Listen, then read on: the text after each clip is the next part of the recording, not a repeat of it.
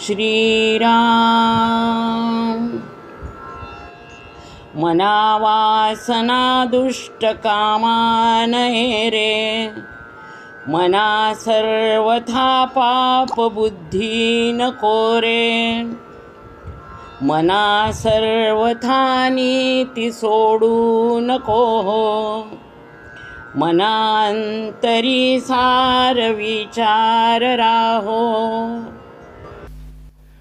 मन चिंती ते वैरी न चिंती असं मनाच्या बाबतीत म्हटलं जातं.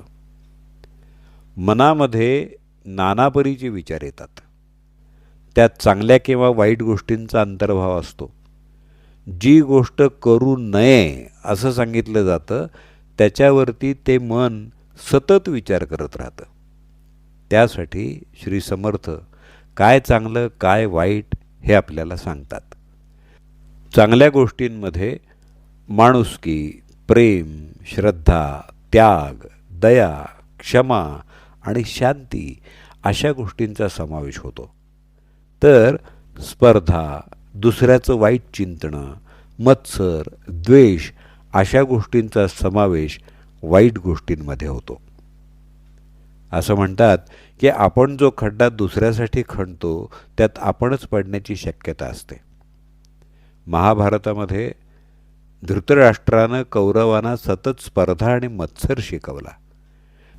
परिणामी आपल्या पुत्रांचं मरण त्यांना स्वतःच्या डोळ्यांनी पाहावं लागलं. आपल्याकडं असं म्हणतात की तुम्ही मनात जे विचार आणता त्याला अदृश्य शक्ती तथास्तु असं म्हणत असते.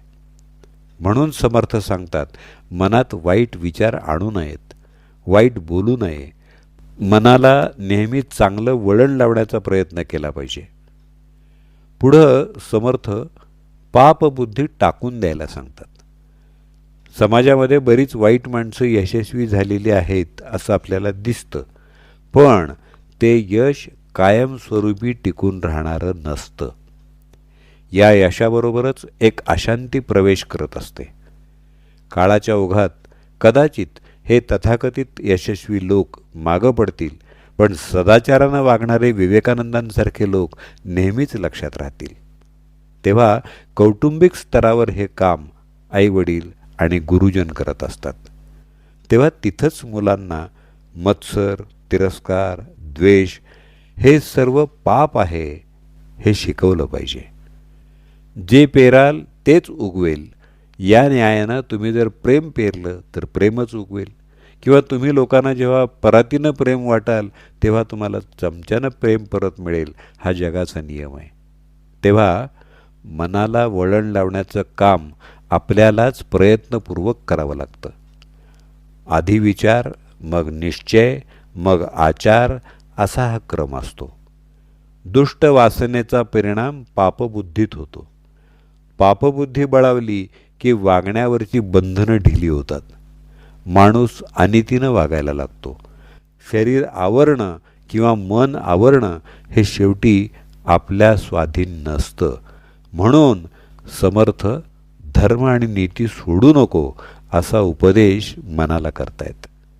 त्यासाठी पूजा अर्चा, कीर्तन श्रवण, अन्नदान, तीर्थयात्रा कंटाळा आला तरी मनात आल्याबरोबर कराव्यात. मन जितकं चांगल्या गोष्टीत रमेल तेवढं चांगलं. धर्मानं आणि नीतीनं वागताना आपली प्रकृती, प्रवृत्ती आणि परिस्थिती याचा विचार केला पाहिजे.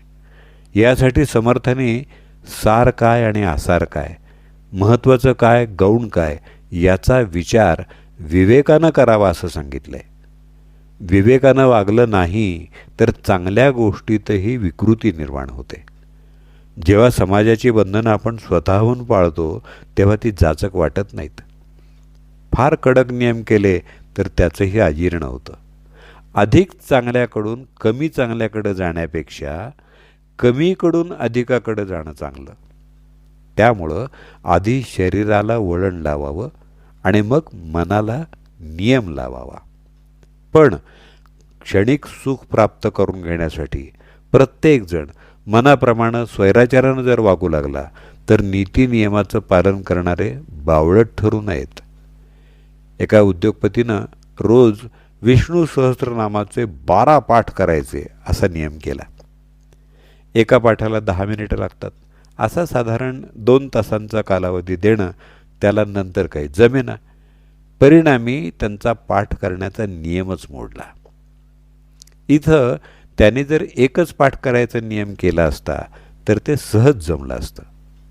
तेव्हा सांगायचं तात्पर्य असं की आपली शारीरिक आणि मानसिक क्षमता लक्षात घेऊन नियम ठरवावा.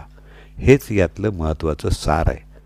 म्हणून श्री समर्थ मनाला सांगतात की मना अंतरी सार विचार राहो. जय जय रघुवीर समर्थ. मना वासना दुष्ट कामा नये रे. मना सर्वथा पाप बुद्धी नको रे. मना सर्वथा नीती सोडू नको हो. मना अंतरी सार विचार राहो. श्रीराम.